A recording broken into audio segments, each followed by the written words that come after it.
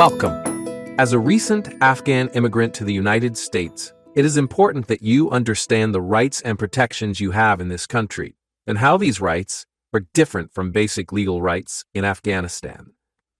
Knowing your rights as an immigrant in the U.S. can make a big difference to your health, your safety, and even your immigration case. It is knowledge that can empower you to make informed decisions and help eliminate stress in many situations. In this video, we will look at 10 basic rights that every Afghan immigrant in the United States has. Number 1, you have the right to police protection in your community. The police are there to protect everyone in the community, regardless of immigration status. If you are the victim of a crime or if you are in danger, you have the right to call the local police or dial 911, the national phone number for contacting emergency services. You can also call the police if someone is harassing you or making threats against you and your family, which is illegal in the U.S.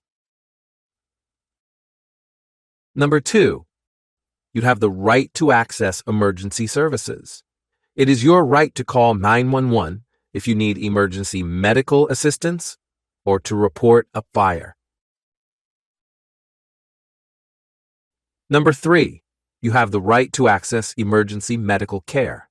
U.S. law requires most hospital emergency rooms to address all urgent health issues, regardless of a person's immigration status or ability to pay.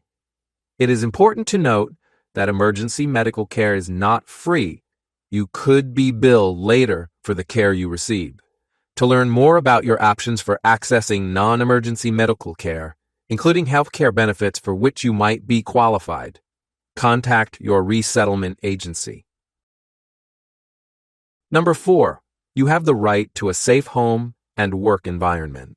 U.S. law says that your housing supplier must provide you with a safe and healthy home, free from problems like toxic mold, rodent infestations, and roof leaks.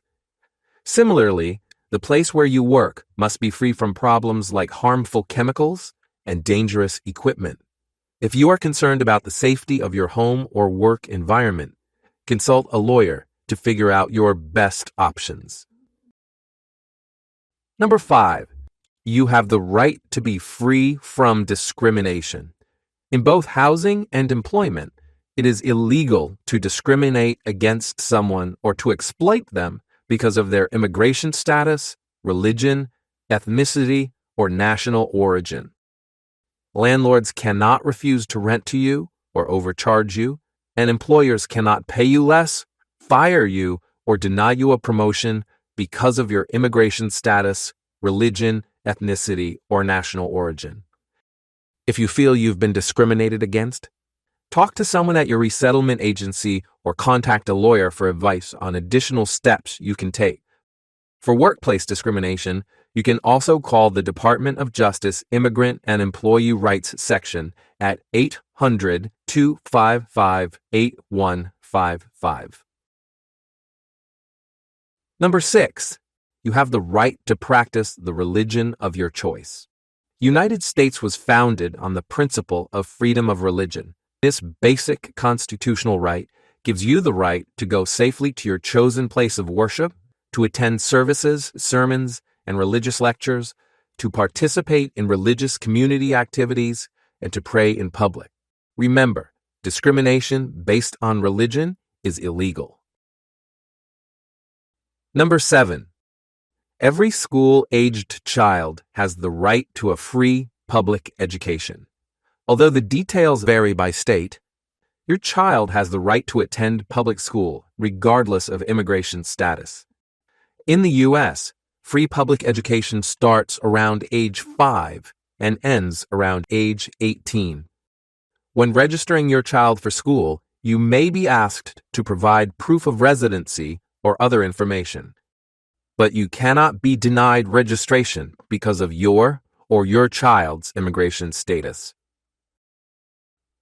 Number 8, in the United States, women have many important rights. Women and men share many rights in the U.S., including the right to be protected from abuse and domestic violence, and the right to initiate a divorce from their spouses. For more information on women's rights in the U.S., See our video, Know Your Rights, Girls and Women in America. Number 9. You have rights that protect you in encounters with law enforcement, even if you are suspected of a crime. Should police, ICE, FBI, or any law enforcement representative detain or question you, you have the right to remain silent and the right to legal representation. You are not required to answer questions or sign any documents without your lawyer present. An example of something you could say in this situation is, I do not wish to answer any questions without my lawyer present. A valid search warrant is necessary if the authorities come to your address and ask to search your home. If they do not have a valid warrant with the correct date and address and signed by a judge, you do not have to consent to the search.